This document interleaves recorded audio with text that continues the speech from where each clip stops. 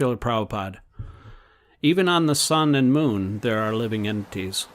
What is the opinion of the scientists? Dr. Singh. They say there is no life there. Srila Prabhupada. That is nonsense. There is life there. Dr. Singh. They say there is no life on the moon because they did not find any there. Srila Prabhupada. Why do they believe that? The moon planet is covered with dust, but within the dust the living entities can live. Every atmosphere is suitable for life, any atmosphere. Therefore, the Vedas describe the living entities as sarvagata, which means, quote, existing in all circumstances, end quote. The living entity is not material. Although encaged in a material body, he is not material. But when we speak of different atmospheres, we refer to different material conditions. Karandar. They say that the moon's atmosphere is unsuitable for life, but all they can legitimately say is that it is unsuitable for life as they know it. Srila Prabhupada. The Vedas say that the living entity has no connection with material things. He cannot be burned, cut, dried up, or moistened. This is discussed in Bhagavad Gita. Dr. Singh. Scientists extend their knowledge about life on this planet, thinking that it must apply to life on other planets also. Srila Prabhupada. Yes. They are thinking foremost of their own selves. They are thinking limitedly in terms of their own circumstances. This is what we call, quote, Dr. Frog's philosophy, end quote. Laughter. Once there was a frog in a well, and when a friend informed him of the existence of the Atlantic Ocean, he asked the friend, quote, oh, what is this Atlantic Ocean? End quote. Quote, it is a vast body of water, end quote, his friend replied.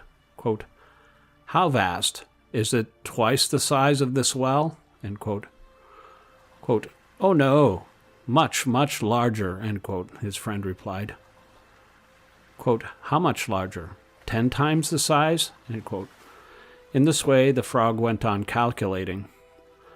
But what is the possibility of ever understanding the vastness of the great ocean in this way? Our faculties, our experience, and our powers of speculation are always limited. The speculations of the scientists only give rise to such frog philosophy. Karandar. The basis of what they call, quote, scientific integrity, end quote, is that they talk only about what they can directly experience. Srila Prabhupada. You may talk about your experience, and I may talk about my experience, but why should I accept your experience? You may be a fool, so why should I also become a fool?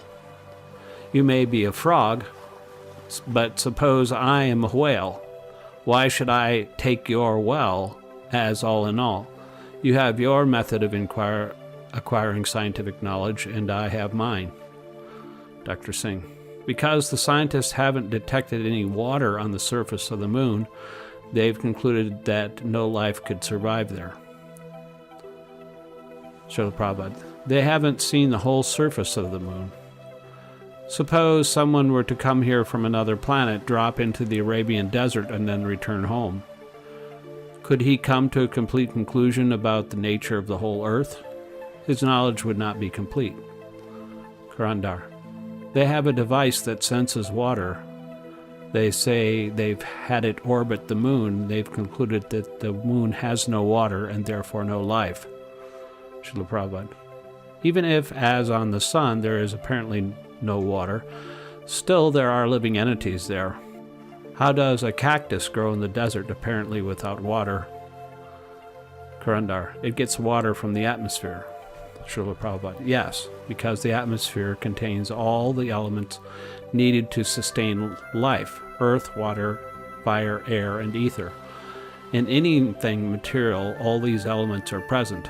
For example, in my body there is water, although you cannot see it. Similarly, you don't see fire in my body, yet my body is warm. Where does this warmth come from? You don't see any fire. Do you see any fire burning in my body? Then where does the warmth come from? What is the answer?